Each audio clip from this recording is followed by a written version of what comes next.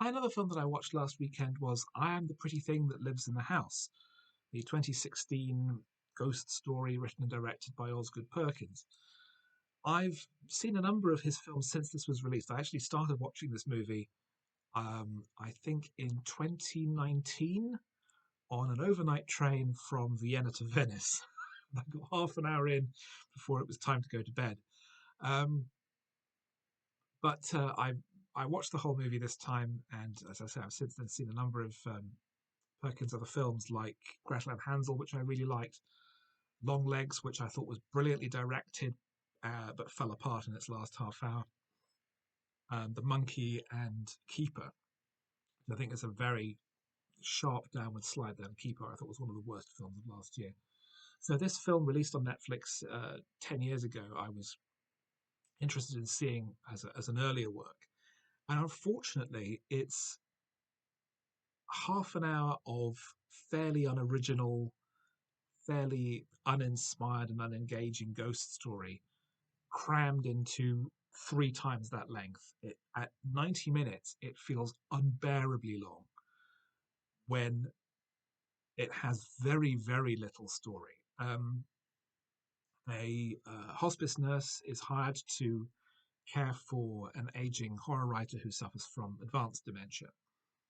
And as she kicks around this house outside a New England town, she starts to become aware that there is another presence in the house and discovers that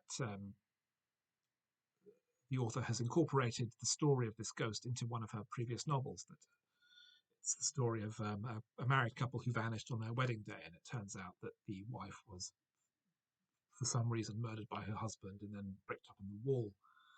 Um, there's there's kind of nothing more to it. We have sequences of just static movement of nothing happening, of just still shots. We have scenes of Ruth Wilson as the nurse moving very, very slowly through the house, not in slow motion, just her moving very slowly. We have intense whispered voiceover, which goes nowhere and adds nothing.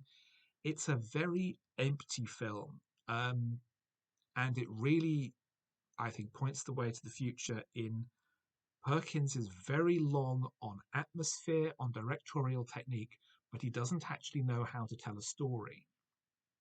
I think now more and more that Gretel and Hansel was a fluke, that he had a really good story on that occasion, but he hasn't since then, because with this, with Longlegs, with Keeper, and with the Monkey, he has a very, very weak script, which he has generally written himself, and doesn't really know how to turn a weak script into a strong film, because you can't.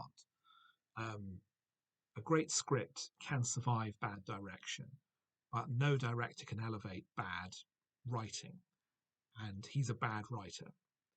This is not a film, really. It's a very, very protracted 25-minute short story.